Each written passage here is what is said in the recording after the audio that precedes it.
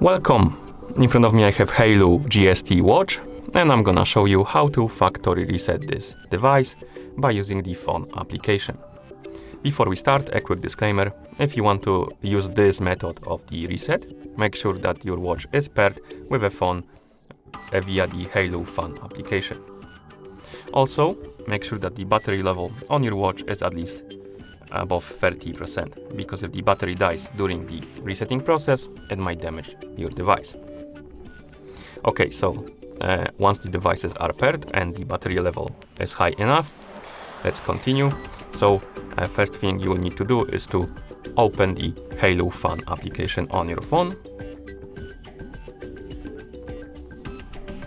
In the application, you should see the home screen, the home page. Now tap on the My Smart Device. Select the Haylou GST. You should see the Haylou GST page.